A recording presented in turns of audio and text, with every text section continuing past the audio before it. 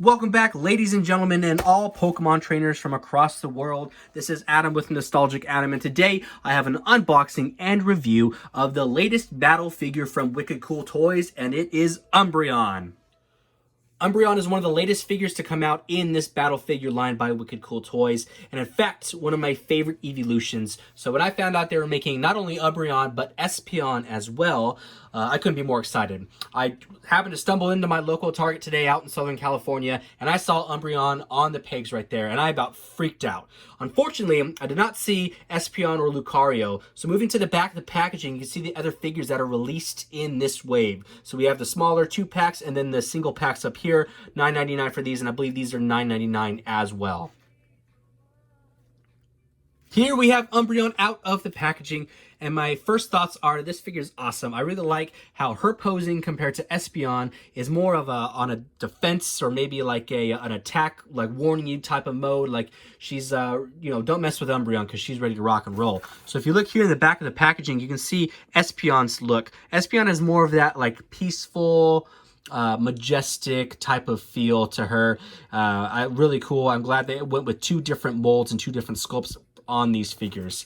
As far as the paint details go, paint looks really good. We have the rings around Umbreon's legs and on the front of the skull, also around the ears and the tail. The paint scheme looks really good. There isn't any real bleed through the actual sculpt to sculpt finish. Her mouth is in that attack position right there. Her mouth is nice and open, meaning don't mess with me.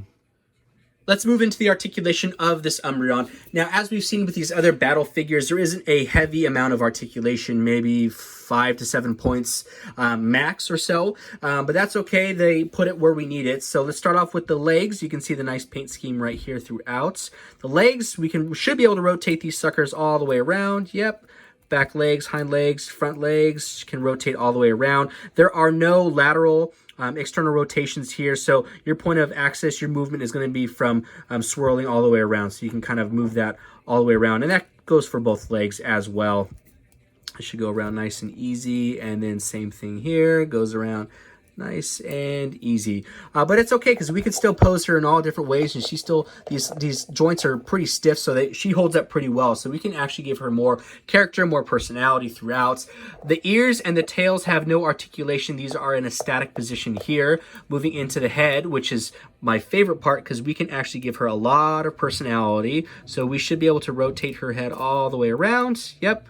And we can bring her back for a hyperextension, give her a little bit more of a mean look, like she's getting ready to pounce on you. And then we can bring her head down as if she's maybe up somewhere and then looking down on some Pokemon or some trainer up there.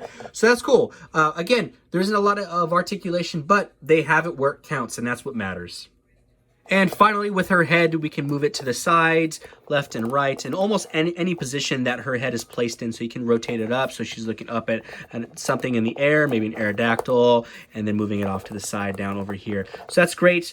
A lot of range of motion there because that's, again, going to give us a lot of character and a lot of personality to her. If you move to the front of the actual mouth, you can see her teeth there, her tongue, and then the roof of her mouth. All different paint schemes there and paint details, so that's great. They went with different color schemes. Up to the front of her feet, we have some little sculpting and molding here, front of the feet, and also the back of the feet there. For the most part, this figure is pretty seamless. It looks really good. It feels really like a high quality. It's not doesn't feel hollow or cheap. It feels, again, pretty dense, and that's what we've been seeing with these Wicked Cool Toy Pokemon figures. So again, they knocked this one out of the park. Here I like to look at the paper inserts that are added in our Wicked Cool Toys figure lines. That way we can kind of get an idea of what is to be expected in this shared set with Umbreon. So as we talked about earlier, we have Espeon, Lucario that share the same $9.99 3-inch set with Umbreon. I did see Riolu and Gibble over at my local Target, but I left them for the next collector. I was more set on Umbreon. I haven't seen Arcanine yet, but I'm really excited for that. Any of the original 151 Pokemon, I will be picking them up. So super excited about that. And I think these are the Clip and Go Pokemon figures. I think that's what these lines are down here. Yeah, Clip and Go figures, the Battle Feature figures, and then the Epic Battle Feature figures, which we did Venusaur back there. If you haven't checked out that video, be sure to check it out. Awesome figure. I highly recommend that. Before we wrap up, I did want to do a comparison of some of these other Pokemon that I have back here. So we'll start off with Eevee. This is the latest Eevee sculpt and mold that we have from Wicked Cool Toys. It comes in that 2-pack Winking Bulbasaur set, I believe. And you can see definitely the height differences between the two. Obviously, Eevee is a smaller Pokemon. This is the pre-evolutionary form of Umbreon, the dark type. Super cute. Looks great together. Let's do, how about War Turtle, huh? War Turtle. Again, from Wicked Cool Toys. Looks great. Nice side comparisons here. And let's do, how about Charizard? Let's do the heavy hitter Charizard here. We'll zoom out for that.